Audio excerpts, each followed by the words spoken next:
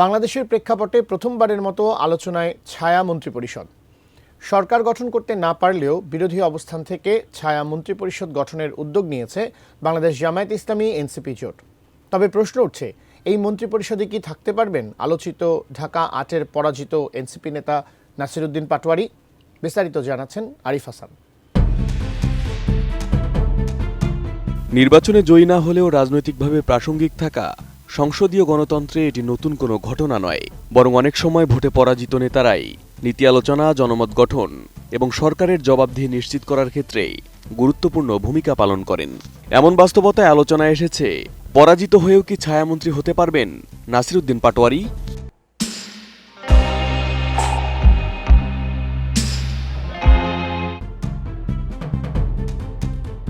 ছায়ামন্ত্রী বা shadow cabinet এমন একটি কাঠামো যা সরাসরি সরকার পরিচালনার অংশ নয়। এটি বিরোধী রাজনৈতিক শক্তির একটি সাংগঠনিক ব্যবস্থা। এখানে দায়িত্ব নেওয়া হয় সংশ্লিষ্ট খাতভিত্তিক মুখপাত্র বা নীতি নির্ধারককে, যার কাজ সরকারের কার্যক্রম পর্যবেক্ষণ করা, সমালোচনা তুলে ধরা এবং বিকল্প নীতির রূপরেখা হাজির করা।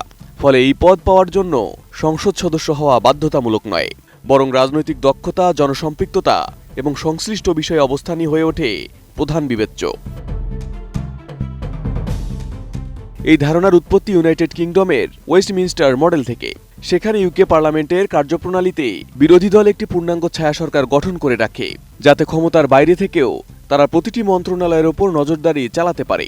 অনেক ক্ষেত্রে দেখা গেছে, নির্বাচনে হেরে যাওয়া বা সংসদের বাইরে থাকা নেতারাও গুরুত্বপূর্ণ ছায়া দায়িত্ব পেয়েছেন, কারণ তারা সংশ্লিষ্ট ইস্যুতে দলের মুখ হিসেবে কাজ করেন। ছায়ামন্ত্রীর কাজ মূলত তিনটি স্তরের ওপর দাঁড়িয়ে থাকে: পর্যবেক্ষণ, সমালোচনা এবং বিকল্প প্রস্তাব। সরকার কোনো নীতি নিলে তার কার্যকারিতা যাচাই, সম্ভাব্য দুর্বলতা তুলে ধরা এবং জনগণের সামনে ভিন্ন পথের প্রস্তাব দেওয়া। এই ধারাবাহিক প্রক্রিয়ার মধ্য দিয়ে বিরোধী দল নিজেদের ভবিষ্যৎ নেতৃত্ব হিসেবে প্রস্তুত রাখে। অর্থাৎ এটি প্রশাসনিক পদ নয়, বরং রাজনৈতিক জবাবদিহির একটি প্রাতিষ্ঠানিক রূপ।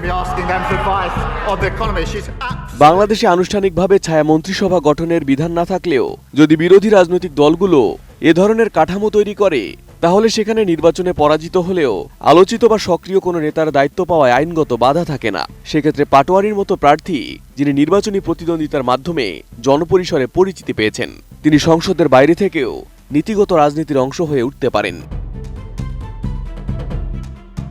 Arif Hasan, ATN news.